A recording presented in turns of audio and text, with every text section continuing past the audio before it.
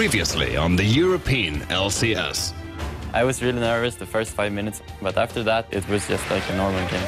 The confidence boost that's going to give him for this weekend, that is going to be a great feeling for him. I'm not really satisfied because we're not playing as good as we could be playing. And the Lemon Dogs are going to take down Fnatic and go top of the table here. We play our game and the scrims go fine, so I guess something is working out.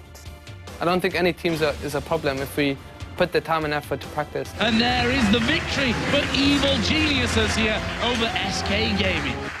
If you win a game, the mood is up and you forget about like the past. You will just try to do better. Fnatic are going to take victory once again. Losing is never positive for the team, so I would say that you need to win every game. And that is Gambit taking down Alternate here. If you lose 3 or 4 times in a row, you will be the 8th place, and then there will be no playoffs for you.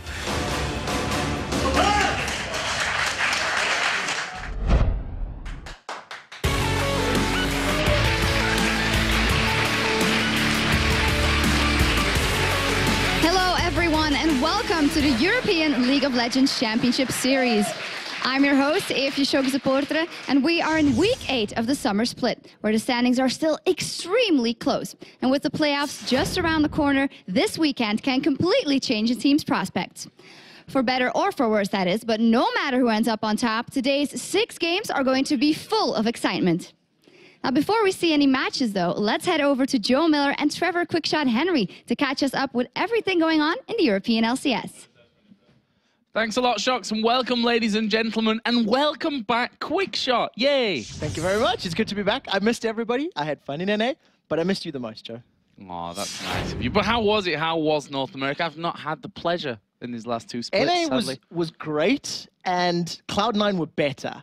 That team is just mental. They're on a 13-game win streak. They've got the best win streak ever. They've got the best record the LCS has ever seen. 21 wins, 2 losses.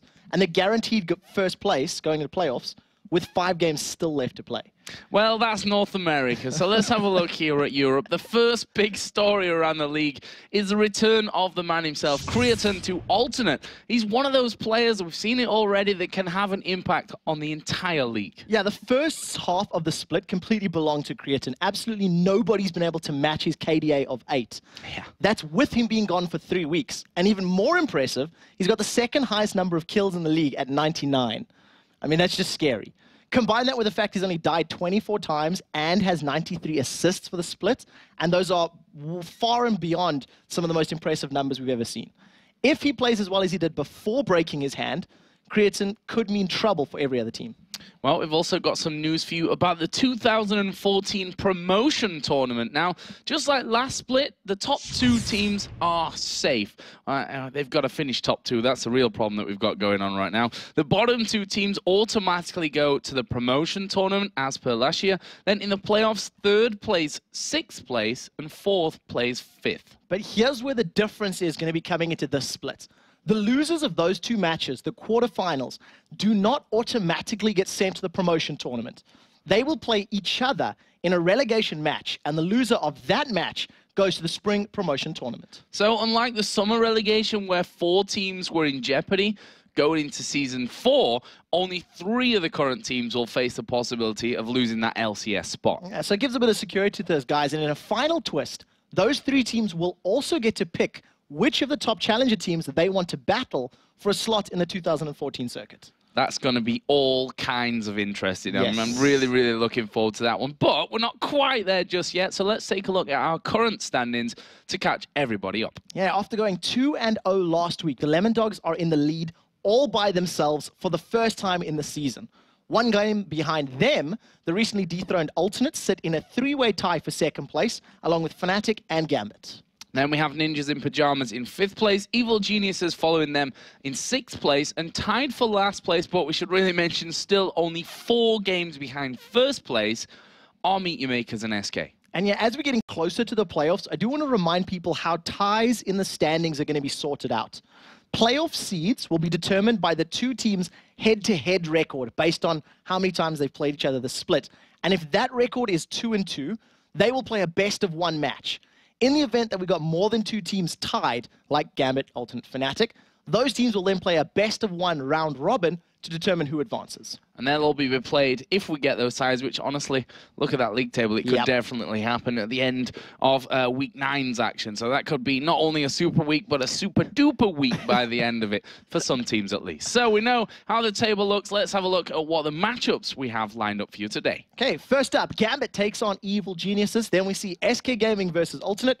And up third, Lemon Dogs against MYM. Following that will be Fnatic versus not Evil Geniuses, Ninjas in Pajamas. Alternate and Meet Your Makers then play 5th. And we close out the day here with Lemon Dogs versus SK Gaming. Most of today's games feature top-of-the-table teams taking on bottom-of-the-table teams. And with this table being so close, that means anybody has a shot at making playoffs. And it's really, you know, hard to just say top and bottom of the table right now, because there is really no top and bottom of the table apart from the numbers that stand next to those teams. And, you know, those teams that haven't been performing, they're still a massive threat. If they can have a good weekend here, then, you know, going into week 9, into the Super Week, you know, those teams that are at the top and feeling comfortable could all of a sudden be feeling very uncomfortable and fighting for survival. Yeah, this entire season's been defined by teams playing fantastically one week and then playing terribly the next. And with all the roster swaps and changes that we've had, the teams themselves have needed to figure out how to play with their new teammates. And for their opponents, they've been needing to figure out, well, how do we play against this brand new team? All of the volatility within the teams, within your opponent's teams, and of course, with all the wealth of talent we have, has contributed to the extremely close numbers we've got here. Yeah, don't want to miss any action today, that's for sure. But before we get into the action, let's head over to Shox, who has your Twitter question of today. Thanks very much, Joe. Now, you've been answering our questions all season. Well, today, we're going to switch things up. You'll be asking the questions, and we'll be providing the responses. So tweet us questions about the European LCS that you'd like to hear us answer. And if we read yours on the air, you win a Logitech G400S gaming mouse. To be eligible, all you need to do is follow at LOL Esports and, of course, use the LCS hashtag. And, of course, you can check out all the results, standings, and much more over at lolesports.com. While you're there, you can vote for who you think will win all of the weekend's matches. Well, we need to take a short break, but stay with us. Gambit has been making some interesting choices with their champions. We'll see if they have any surprises in store for Evil Geniuses, who have been mixing things up themselves. That's when we return.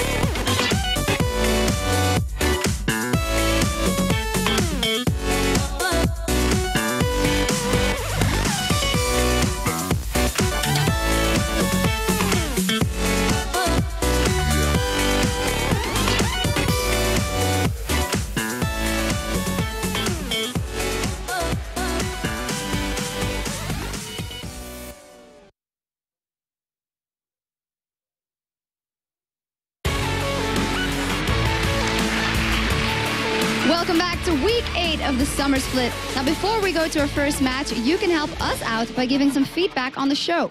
We want to know what is your favorite part of the European LCS broadcast other than the games themselves. Give us your feedback over at bit.ly EU LCS feedback. And now, let's go over to Joe and Quickshot for the game. Thanks a lot, Shocks, and welcome back, ladies and gents. It's time to get things underway with our first match of the day. Yeah, the two stalwarts of Season 2 clash for the third time this split. Yeah, so let's have a look straight away. No messing around here at the lineups. And on the blue side, Gambit with Darian in the top lane, Diamond in the jungle, Alexich in the mid lane, Genja the AD carry, and Voidal there. Newly confirmed support since, I think, last night or the night before, at least. He's now obviously taking over that role from Darker. Yep, 100% official. He's the new starting support. And we see another minor swap for EG as well. Wicked in the top lane. Snoopy will be playing this matchup as opposed to Shaka. Froggen in the mid lane, and the duo of Yellow Pete and Crepo. So you guys have been voting all week long, and this morning, I suppose, as well, for who you think is going to win this matchup. How's it looking, Trevor? 62% in favor of Gambit. And it's interesting because the scoreline's the other way around if you actually look at the split. Yeah, we'll get onto that in just a little moment. But at this stage of the season, Gambit, you know, they need to start finding that consistency that they had before. You know, this is a team that, if we look before the LCS started, had been winning tournaments left, right, and center, had hardly lost any on paper.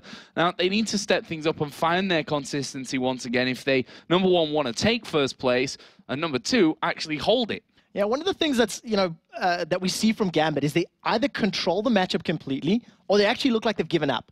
And multiple times this split, we've seen that they've been completely controlled and shut out of games. And it's something that we didn't see often or at all in the previous split or throughout last year. So we're going to have to see which Gambit we're going to see today. Well, back in week 2, Gambit went 3 for 0. Then in week 3, they went 0 for 2. And since then, it's been really back and forth. And one thing that we really have to point out is the fact that they have played with substitutes in their lineups. Yeah, it's, you know, Spontex had a small cameo appearance. He played 2 games for them. Darker actually played for several weeks. Was their support up until today or 2 days ago, where Voidal was now confirmed as the starting support for Gambit. And with 2 support players being changed in such a short space of time, this has added pressure to Genja, who really needs to find a way of stabilizing his performances in games. He does have second place as far as the AD carry KDA is concerned, but he has had games where his unique builds haven't exactly given him the presence in these mid-game team fights. Well, the Russian squad most likely be going to try something new today because this is the point we talked about a little bit earlier on. The Evil Geniuses are currently leading this season's head-to-head contest 2-0. Now, the other interesting thing is that Gambit has not killed Snoopy at all this season. That's 0 deaths across both of their previous matchups. That's a very important thing to point out, especially when you consider, when you think about EG, it's Snoopy the man that you look at in terms of his performance.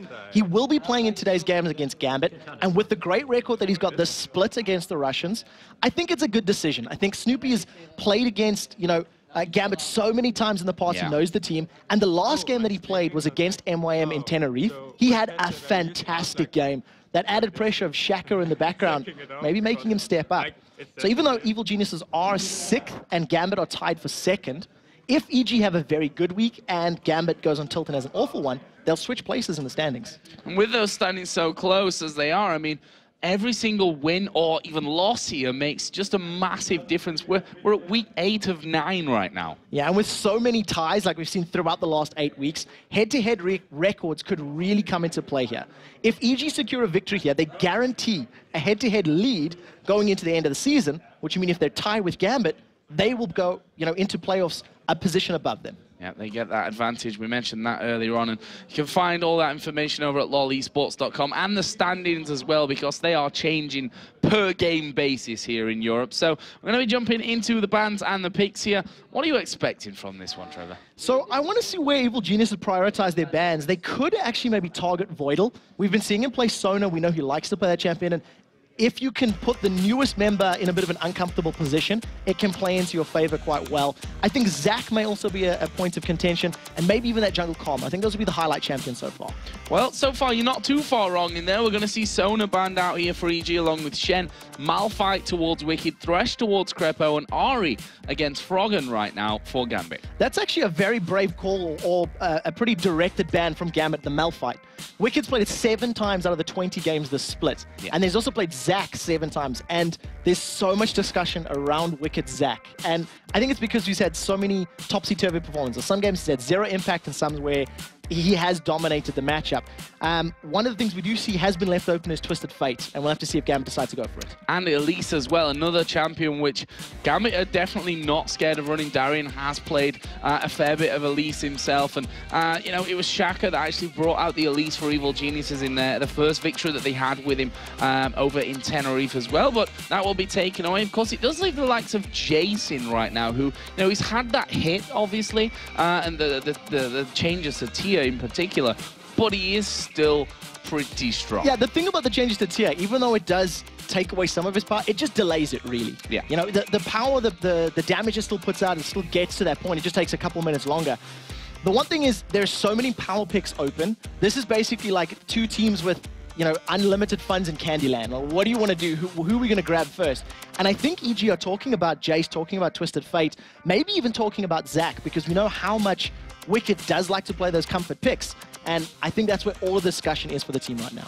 Now, what's the Zac pickup then? Obviously going with the Nami as well, which we skipped over. That's going to be for Crepo after that Thresh was taken out, after Sona was banned out. So, interesting to see where Voidal goes with this one. Right now, Gambit are going to go with Jarvan and Twitch. Now, Jarvan is 100% win ratio here for Diamond, and that's 5 games out of 5 he's won with Jarvan. That's some great statistics. Even more importantly, denying that from Snoopy is even bigger. Snoopy, a player that hasn't necessarily had the ability to make impacts in games on many other champions to a same level that he has had with that Jarvan.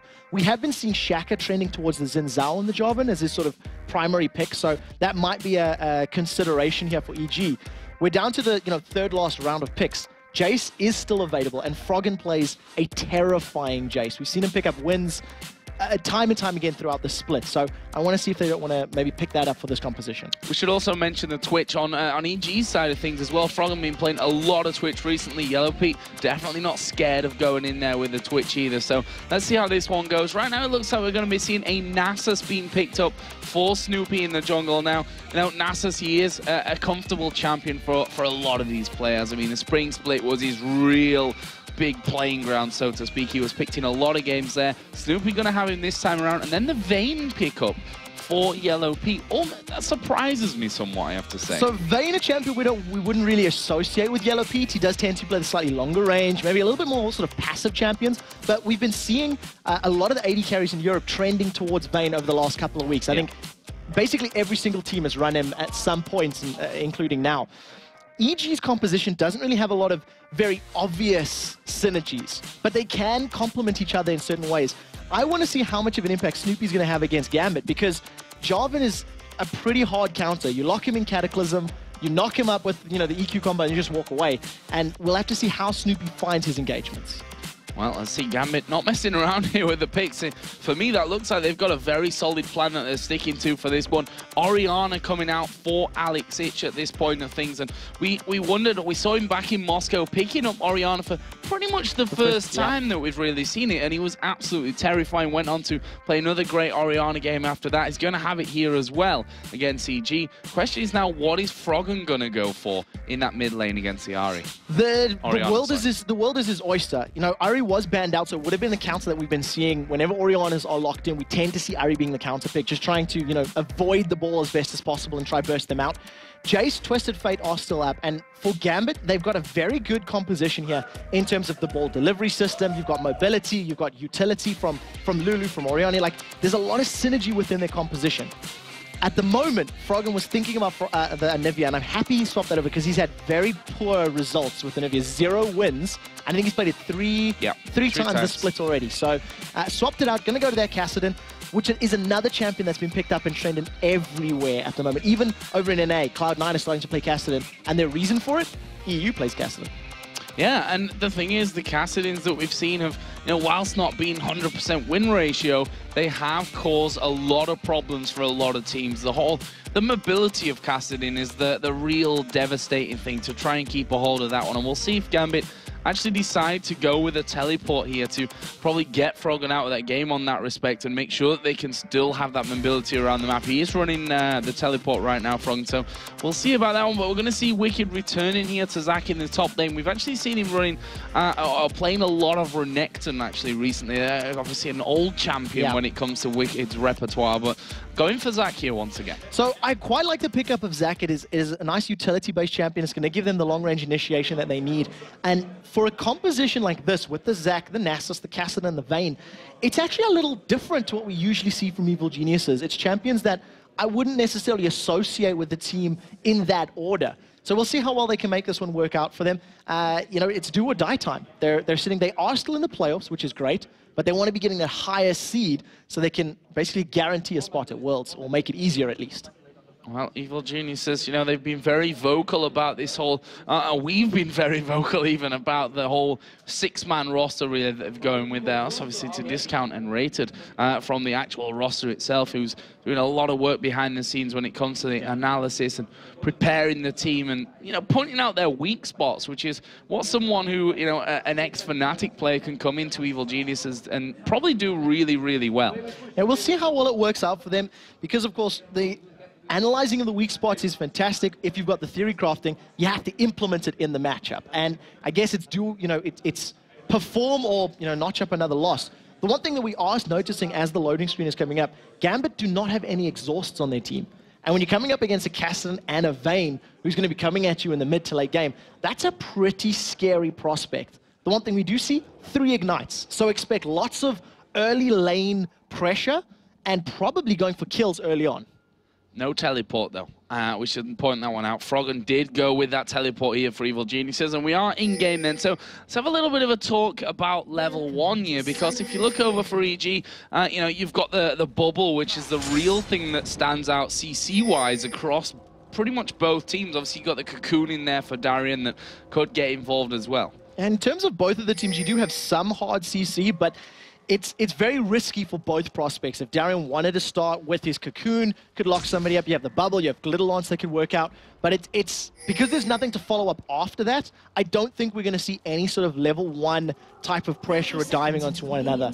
I do want to remind everybody that this is on 3.9. Crepo's been caught out. The flag toss goes down. He manages to get away. He's got his flash available, but that's a lot of damage early. Yeah, damage coming in, but you can see that going to be able to walk away. Drops down that bubble there in the end. Not using his flash, which is the real key thing in that scenario. Making sure that he's got that one for later. Gambit all up in EG's jungle. Yeah, we actually seen that was Crepo just trying to get a ward. It wasn't even too deep of a ward. That was just on the opposite side of the river. He takes all of that damage and decides to, you know, manages to get away. If Gambit had been tighter stacked, or if Gambit had been poising themselves for a red buff invade, that could have been first blood. So things quieten down here for the start of things. Looks like we are going to be seeing those lane swaps coming in, which, funny enough, will probably put us back to, you know, the standard 1v1 down in the bottom lane this time with the Elise versus Zach, and then the duos going into the top side. But right now, Evil Genius is coming over to the blue buff. They've got Snoopy there. Voidal actually checking out here in the brush, and we'll see if he's able to do enough damage to force them off. So we've seen right now the rest of the lanes have not responded until this very second. Genji is slowly moving down. The bubble from Crepo will hold Voidal in place, but Snoopy manages to steal away that blue buff, and that's a very good early play. We'll see whether or not Diamond responds in kind by going to EG's blue. Well, I certainly would expect him to do that one, and we can see on the minimap that he is going to be crossing over right now, up at level 2, of course, after taking his red buff, and is going to be sliding straight through from that one.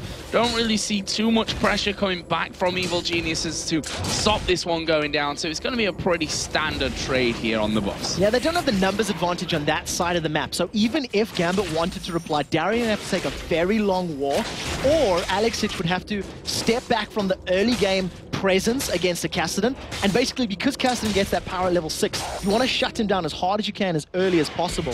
The one thing that was great there from Diamond, he even steals away the big wolf.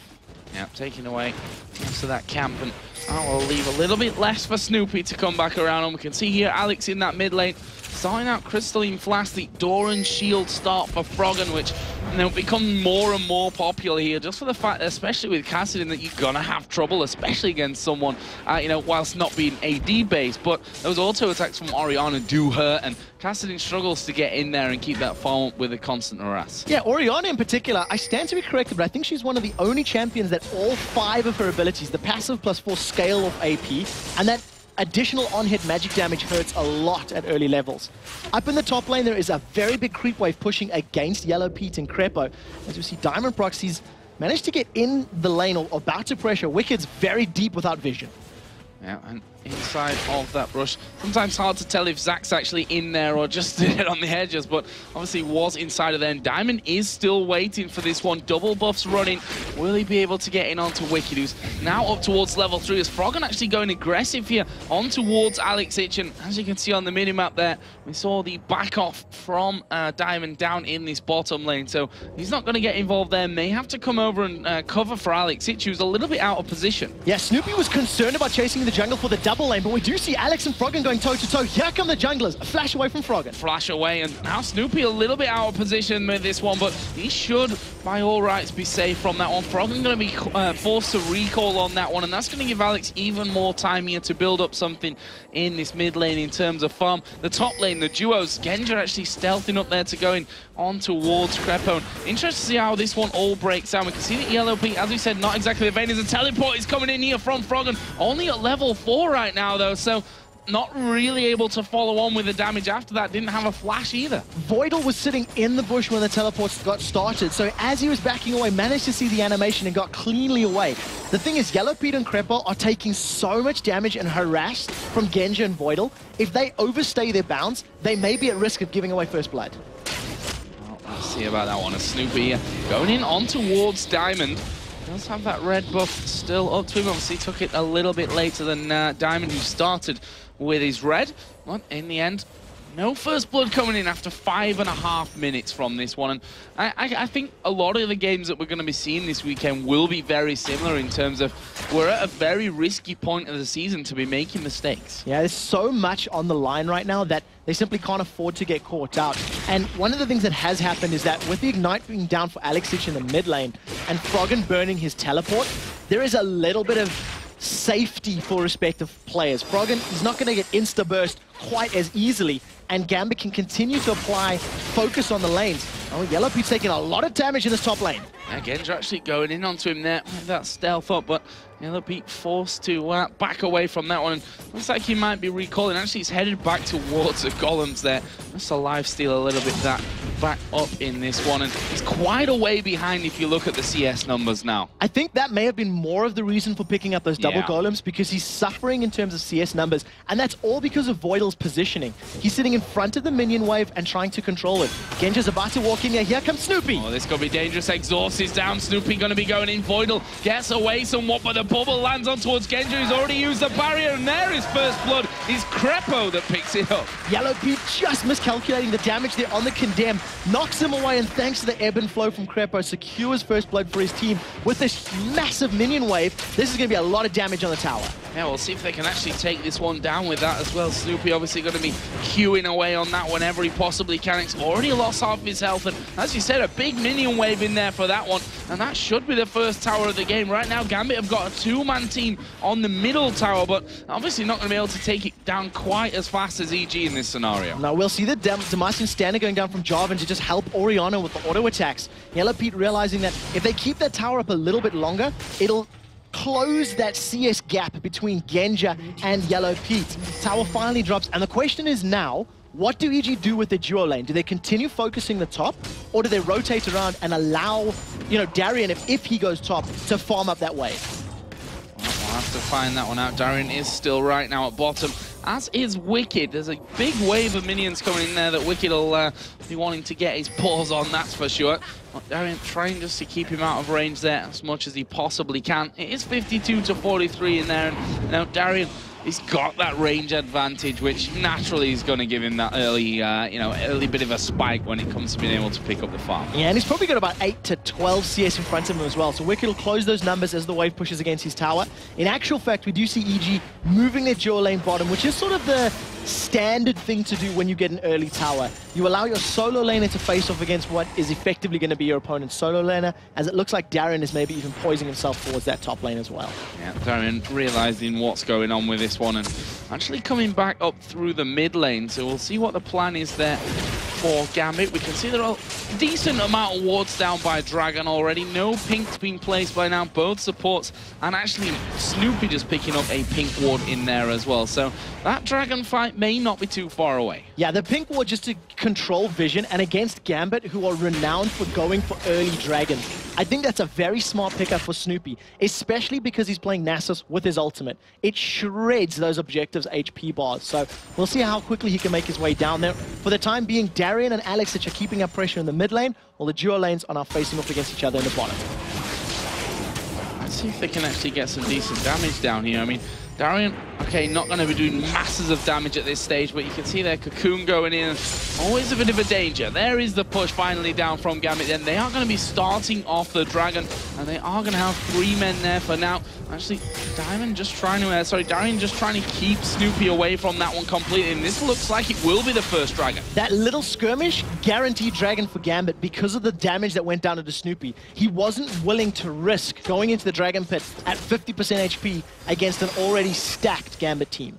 Let's look at the CS here again, and in particular this bottom lane, because that has now been caught up nicely, 62 to 58, still in favor of Genja, but that was a lot wider when we mentioned that a little bit earlier on before this switch came around, and that kill, of course, the first blood for Evil Geniuses in that top lane. So good stuff on that front. Orianna still leading in the mid lane. Froggen has already got his tier, and that is on its way to being stacked up. So we'll see how quickly Froggen can get that Seraph's Embrace built up.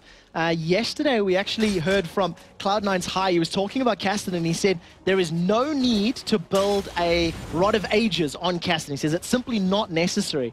But we can see Froggen's got the Ruby Crystal, so he'll most likely be building that itemization. And it will give him the HP later, but it does take quite a while to get that power point. So Wicked has now come down into this mid lane, and Froggen gonna go top, thinking he might have a bit of an easier time in there. And we can see the overall statistics there forecasted in 11 picks so far in the summer split, and over a 50% win ratio. And we'll see whether or not which category that falls into right now. As Diamond Prox has moved himself towards this bottom lane, he hasn't been spotted yet. He was outside of the vision range of his opponents. He does have Cataclysm available, so if anybody gets locked in, it's going to be Crepo. You'll see that Vayne should be able to just tumble through those walls. Yeah, tumble away from that one as Crepo here. Getting nicely slowed down by Voidal. Always a bit of a pain, that one. Snoopy is still waiting here for this one. Diamond just at the back. Are we going to see a big fight kicking off down in this bottom lane? Here we go. Yellow Peak passes his ultimate, going to stun up Voidal against the wall, who flashes away. There's a tidal wave coming through. Here comes Froggen now as well. Actually going to get knocked up there, but he will manage to secure the kill. There is Cataclysm going down. Yellow Peak has to flash because he's in range of the turret, as was Snoopy. But I don't think that Gambit have really got what it takes to follow on from this one. The mobility of Froggen going to get him out of danger, and Yellow Peak is going to keep going as well. Genja decided not to chase. Genja ran out of mana during that encounter, so we didn't get Expunge going down. He wasn't able to get ambushed down to chase down his, chase his opponents. They end up trading support for support, but overall, a pretty good fight for Evil Geniuses. Yeah, that kill coming in for Froggen, something that, falling behind there, he'd definitely be very happy for. That's given him that Catalyst to protect her. So we'll see how quickly he can get his tier charged up and his items completed, because that's when those Castellans become terrifying. Diamond Prox is just trying to babysit Genja now. With the minion wave being so far pushed against Genja's tower, it almost gets a knock-up. He very cheekily tumbles away. Yeah, he was obviously stood on a wall there, so he knew exactly when that was coming, trying to bait him out of that one completely. And Pete decided not to go back from this one. He's trying to stick in that lane and make sure that he doesn't fall further behind and almost get back to square one, which he was in before they got that first blood up in the top lane. The one thing we have to keep an eye on this bottom lane is that both Flash and Barrier are still available for Genja. So if Voidal is able to put some more poke down or find Yellow Pete or Crepo out of position, we could actually see Gambit going in because they know that the exhaust is down for their opponents, so it could play into their favor. Well, let's see, Crepo looked like he was just going to maybe put a ward down in the tri-bush, make sure that Diamond doesn't come sneaking down, and that's exactly what he will do from that one.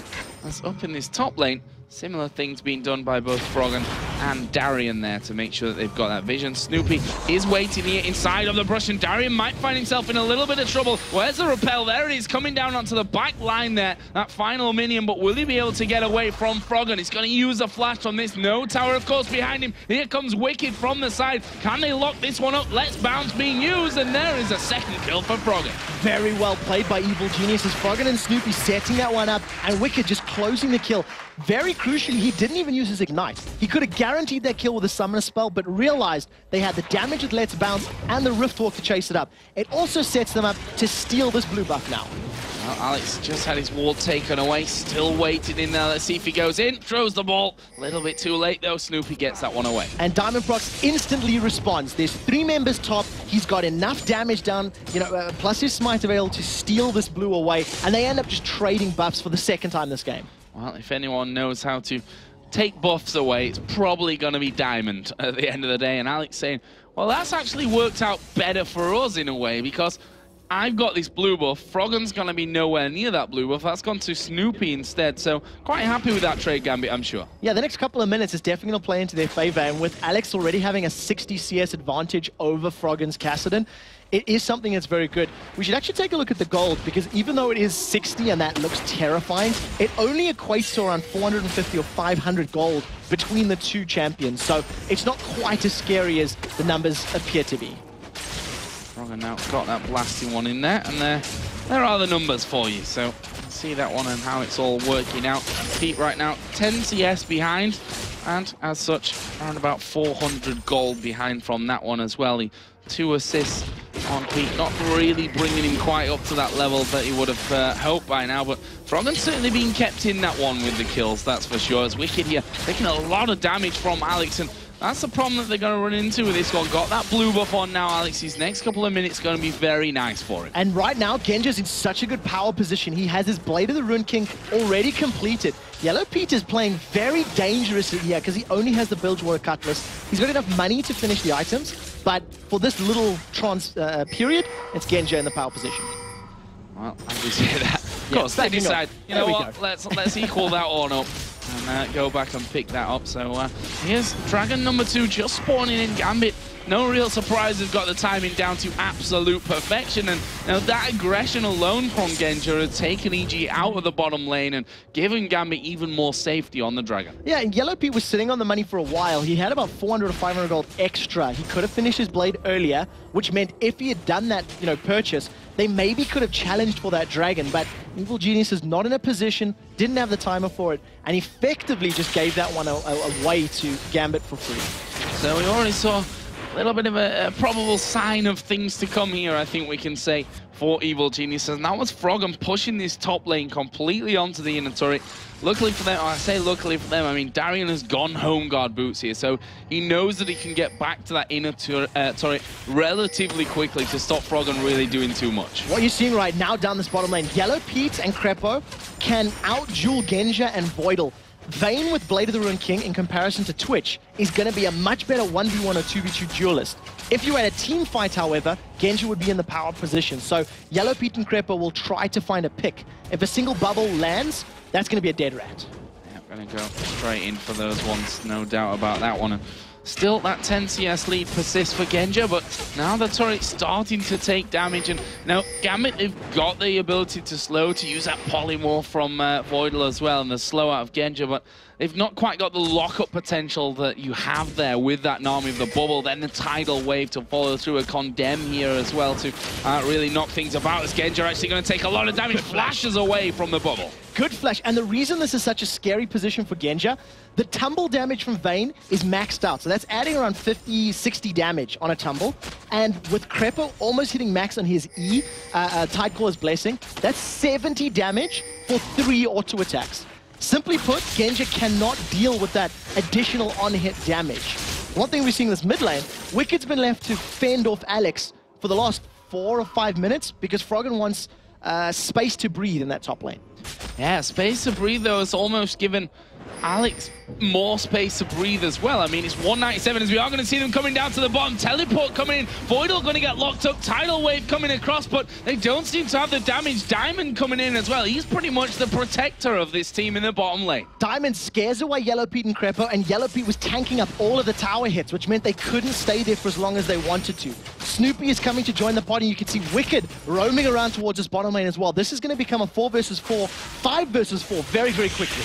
And only Alex really not there at this point as EG looking like they want to try and force the turret. Wicked charging up on the backside as Froggen goes in. He's tanking up the turret, has to flash away as Diamond going to dive in on towards Snoopy at the back, but it's Genja that's taking all the damage. He will go down. Yellow Pete might be able to get a second kill for EG. He will as he takes down Darien, and that was a great run of play. Alex Ich now out of position as well. Great shockwave, pulled Snoopy and Wicked back. Alex is going to try run away, not going to be enough. No, I don't think he can escape this one. Wicked going in there, gets the knock up onto him. This should be a simple case of just finishing off from this. Bubble comes in from Crepo, and Yellow Pete picks up another one, a vital second kill. The turret's going to fall as well. Two very important things about the course of that fight. First and foremost, Yellow Pete did not get locked up in that Cataclysm for anywhere near long enough, and Evil Geniuses focused down Genja so incredibly hard. Once he was down, the damage threat just simply wasn't there, and Vayne was allowed to tear through the rest of Gambit. So great play from EG, but they're only 800 gold ahead because their opponents have 2 dragons. Yeah, those 2 dragons coming down. The next one not going to be too far away from things here as well, so we'll see how that one goes in, whether Evil Geniuses will now feel all of a sudden a lot more comfortable to be getting involved with those dragons. And we can see that Wicked, you know, playing Zaka champion, which is so comfortable on. He's absolutely not scared of anything right now. Got that Spirit Visage in there, which obviously going to give him that extra magic resist, which against someone like Darien's Elise will be making him a happy man. And now EG coming down for another steal on the blue. They've had the timer on this one since the very beginning of the game. Diamond's going forward because he feels confident his team is there to back him up. And we do see the blue, it actually gets taken away by Snoopy thanks to a very good smite. He landed that one. Smite coming in, and I wonder if EG are now going to rotate quickly over towards their own blue, but Froggen coming in here. He's misjudged it. Diamond's gone away. Oh my God, Froggen. And he's not a double lift. Double lift did a blind dive over the wall yesterday. He picked up a kill, close but no cigar. And you can see that as EG are moving towards maybe their blue area, you can feel Froggen, maybe he should get in there and take that blue buff. Well, we'll have a look at that one because Gambit not really in a position to do that one with Diamond just going back. But once he comes back in there with full HP, they might feel like they can challenge for that one and get it back over to Alex Ich here. Once again, few wards going down by Crepo inside of the Gambit jungle. So they want to make sure that they keep vision up on that side of the map. And that may just be enough here to force Gambit you know, into a second thought about whether they can go in and steal that blue. Yeah, we'll have to see. Not only that, with Dragon coming up, this could be the time for Gambit to start grouping towards the bottom half of the map. Darien, if he recalls, has got those home guard boots that he can run down very quickly. And you can see that with Crepo, he's been warding out. Oh, Genja's been caught by Yellow Pete. Oh, Yellow Pete popping the ulti. Genja just stealthing away from that one and saying, nope, you're not going to catch me out. And Lulu actually coming in from the back here. Voidal going to look to support his teammate. But we've got that Zeal now added in as well. And we can see the Evil Geniuses are doing their own blue buff. So unless Diamond's able to sneak in there, he'd actually just put a pink ward down by Dragon. Decides not to. That's a blue buff. Finally on their own side of the map for EG. And for the first time in a long time, EG now have timing and positioning and vision control to play for this Dragon. They delayed picking their blue buff earlier because they knew roughly when Dragon was coming up, and you can see Crepo, he's placed a string of wards across the map, which are now routinely being taken out by Gambit, which signals, hey, Dragon's coming up. Teleport is not available for Froggen, but will be shortly, so this could become a next big fight for both teams. Bit of a pink ward war going down there as Crepo choosing to put his pink in there instead of actually going with the Oracle for that one, which obviously now in 3.9 persists through death, so a little bit less risky to do something like that, but you don't want to give a kill away whatever the weather, whether you've got an Oracle or not. So Dragon is available now. Both teams going to dance around this one. Froggen not quite there, but look at his cooldown on Teleport just come off, so he can get involved. Okay, so the key to a team fight here for Gambit is if Evil Geniuses go into the Dragon Pit and they stack up for an Orianna ultimate hit on 2 or 3 of them, that's going to be scary for EG. the Orianna ultimate plus Twitch spray and pray will tear them apart. What you do see, though, is Gambit get positioning, and they take down the tower in mid. They've caught our Wicked. Yeah, they've caught our Wicked. He's going to try and let's bounce himself away from that one. The Ignite not quite enough to take him, no, or at least pop his passive from this point, as we see Diamond here inside of the jungle going in on towards Snoopy and Crepo. Crepo decided to flash away from that one, and Gambit decided not to follow in. Now EG are moving on to this bottom side. Are we going to see him fight again? Teleport is up if Frogger wants to join. Tidal Wave is available here for Crepo as well. So even though he's taken damage, if they can kite, if they can stay spread out, EG can maybe make something work. Here comes Froggen! Froggen in from the side. They managed to catch Alex Ich there in all kinds of trouble with the bubble, but the wild growth goes down. Crepo's a dead man. He flashed earlier on, don't forget. And now Yellow Pete on the bottom side. He's already lost 2 teammates in this fight. The Dragon looking like it should be in there for Gambit as well. Will be smited away by Diamond in the end. Wicked is still there. Alex going very low. Froggen going to come in and assassinate him. Can they get any more from this one? Darian going super low as well. That will be a kill this time for Wicked. As Yellow Pete has come back into it. Genja goes down before he can stealth up there. The flash is coming out, but Boyd will get slowed. He's a dead man as well. Froggen now unstoppable at 5-0-4. Brilliant comeback from Evil Geniuses. The start of the fight was questionable at best. They went into a team that was stacked and grouped up and just got collapsed on.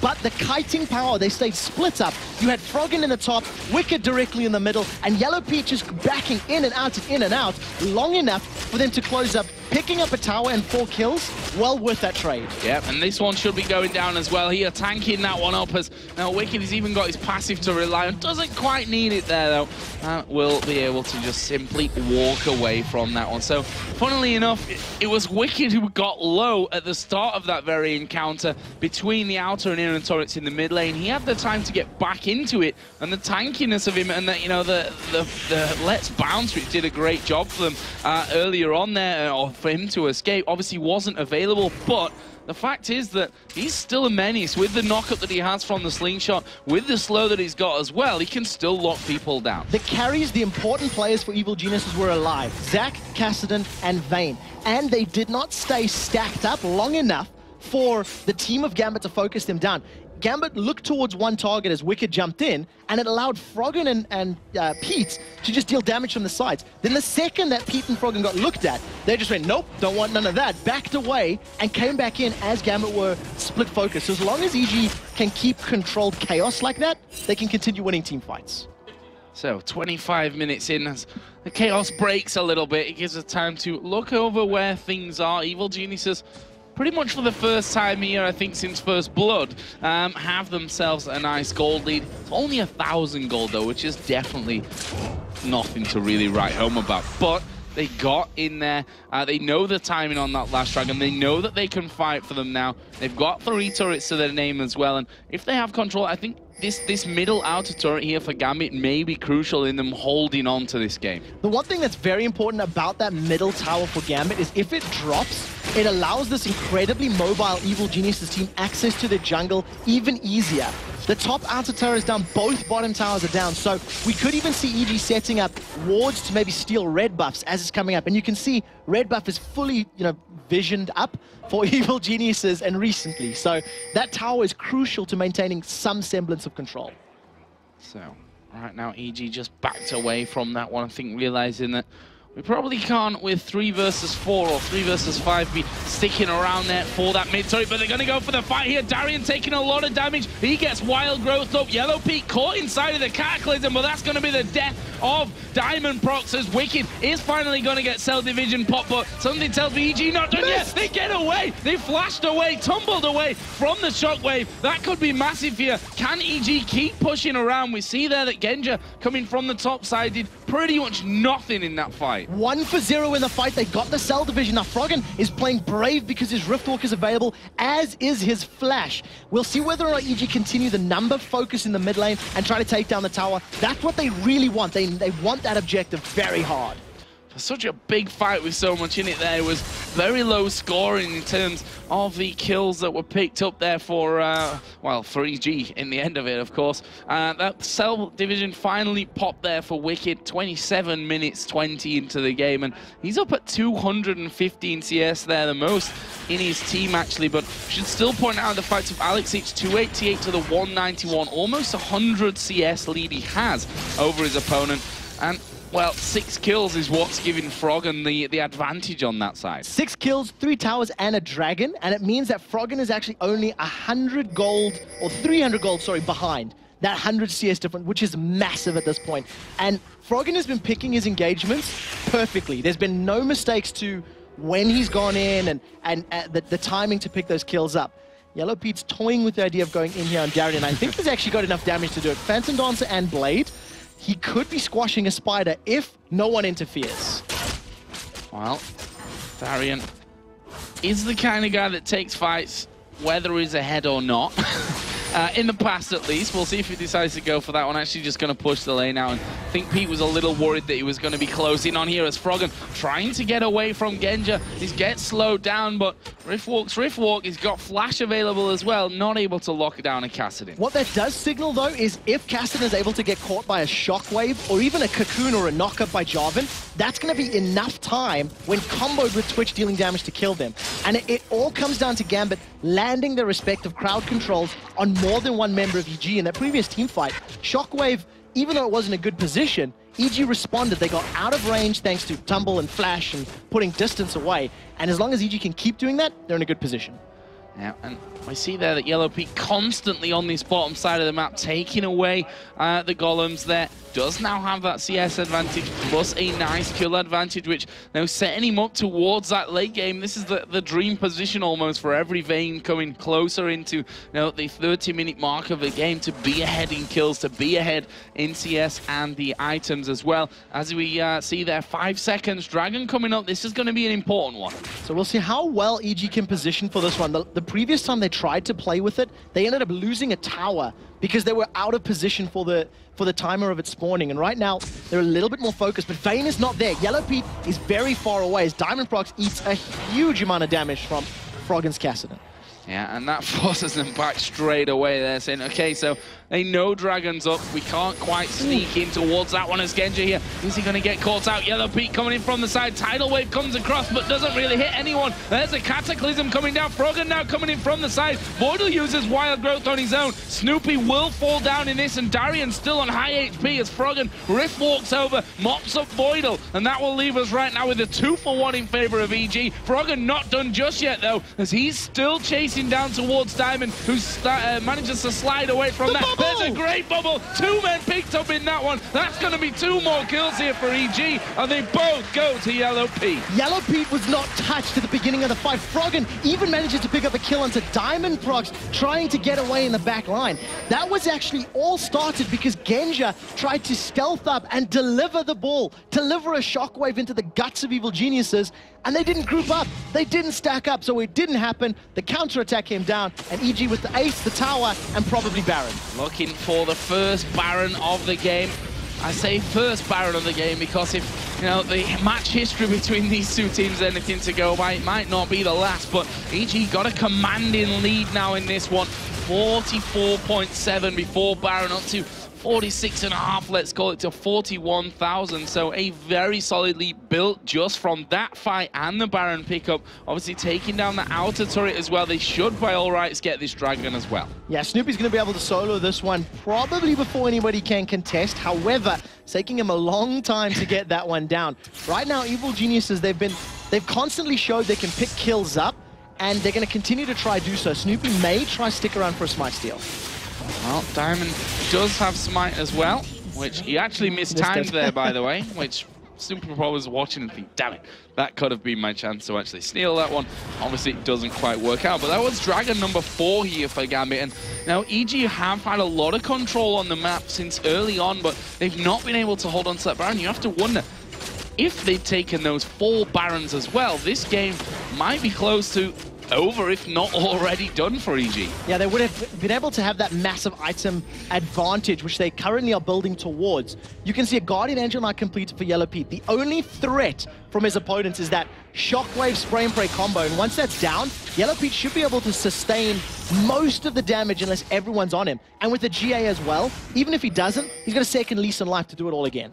Yeah, if you just look down the scores there on the EG side, Wicked 2-0-10 with the Zac in there, Frozen Heart, Spirit Visage going in there for the Leandri's Torment as well for that bit of extra damage. Froggen now got the Rabadon's Death Cap added into his Rod of Ages and Zereth's Embrace. We already talked about Yellow Pete in there, so now if the fight goes well for EG, a team which we always used to say, you know, if you look back to CLG versus Moscow 5 times, that EG team fighting phases were the team to beat probably in the world. And we'll have to see whether or not they've still got it, because it's been a little questionable in the last couple of months.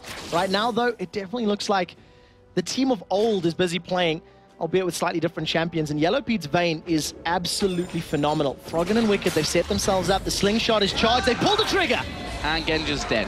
Yeah, I mean, that's obviously a very easy kill to pull off for EG. Riftwalk plus the slingshot coming straight in, and while the Rat stands no chance of getting himself away from that one. Genja's like, I just wanted a little bit more farm guys in that top lane, but now they might lose the inventory. And actually, they're going for the fight here. Alex gets caught with a bubble. Tidal Wave coming through. Diamond now right at the back of the team while we focus down. Yellow Pete's going crazy at the front. He gets another one, and just like that, 4 men down for Gambit without a single reply. 40 seconds on the clock for 3 members of Gambit. They're going to be able to finish this one out. Yellow Pete has had 3 or 4 team fights in a row where he has not taken a single point of damage. They've got the first Nexus turret down. They've got the next one down. This guarantees a 3-0 head-to-head record. In the event of ties, Evil Geniuses will advance ahead of Gambit. So there we go then. Evil Geniuses taking down Gambit for the 3rd time in a row here. The 2 big European teams from Season 2 going at it once again, and you see what it means to EG, and I think to Snoopy in particular as well. Did he actually die in that game? He did die twice, which is 2 times more than he's died in the previous 2 games. I say 2 times, but there's not really anything times 0, so it's 2 times more than he did, technically, because he died twice. Whatever. In 3 games, 2 deaths to his name. That's the summary. That's it. I'm more impressed at the fact that Snoopy's picked the game to play where he's confident in his ability to affect the matchup. He did it against MYM. He was key in getting Yellow Pete 2 kills early on in the bottom lane. He did it here. Was key in setting up first blood in the top lane.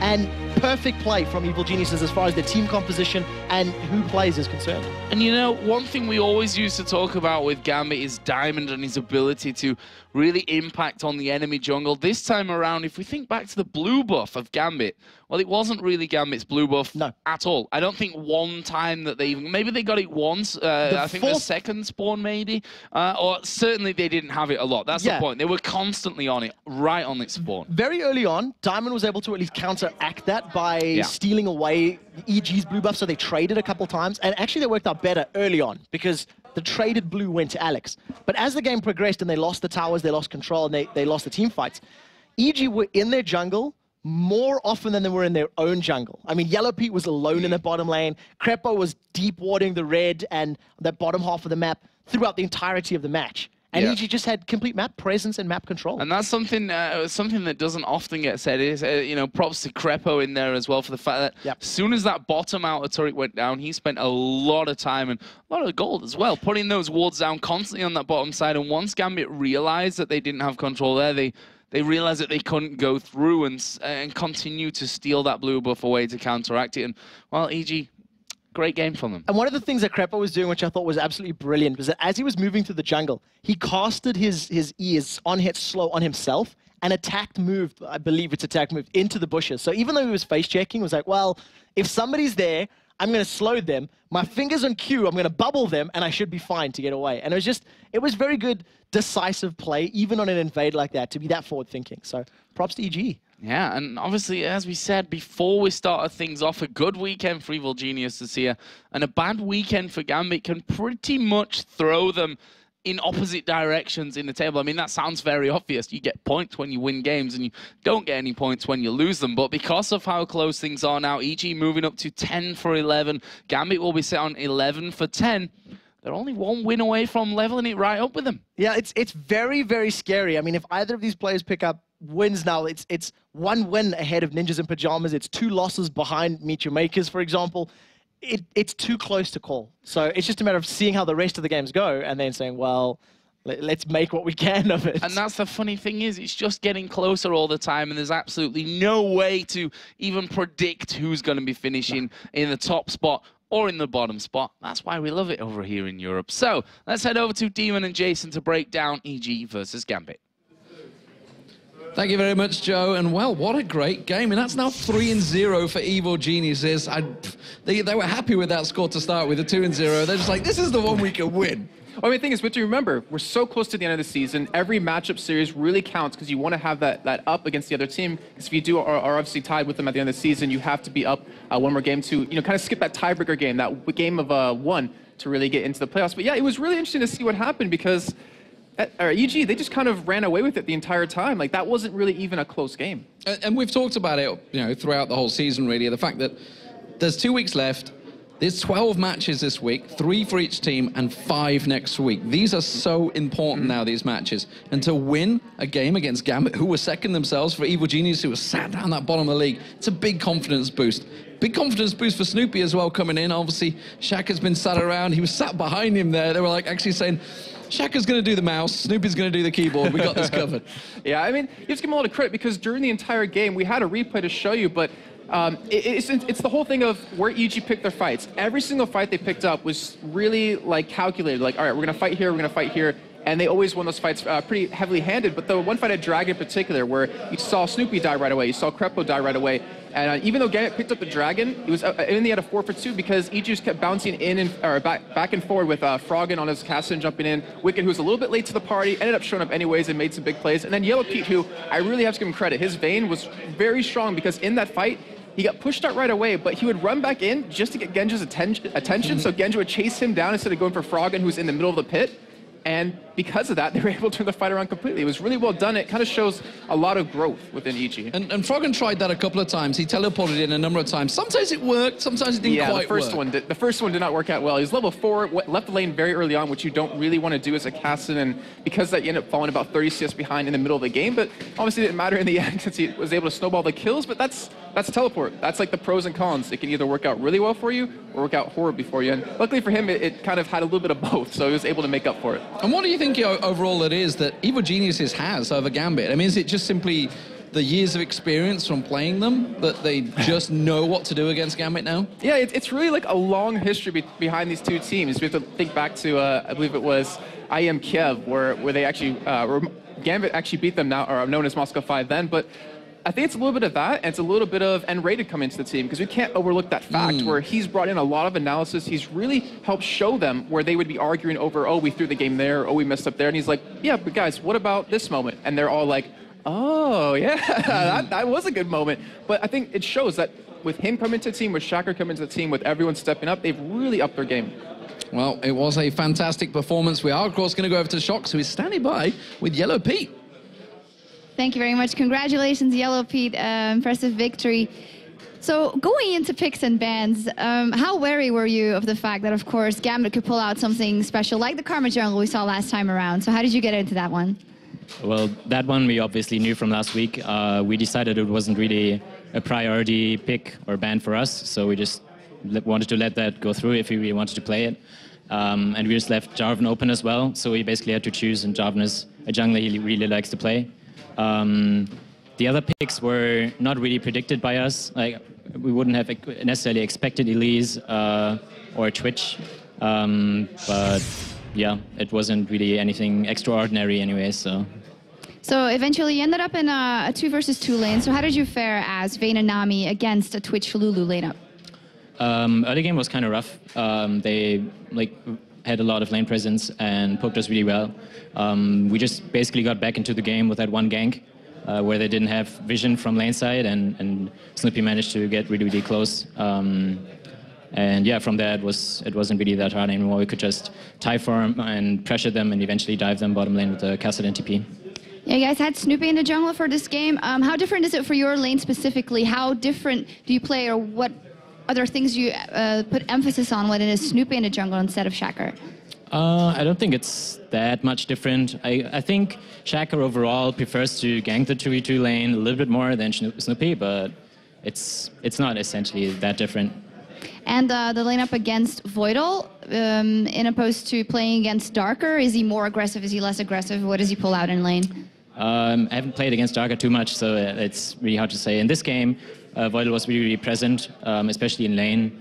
Later in the game, he couldn't really, like, he didn't really have much impact, but it's not necessarily his fault.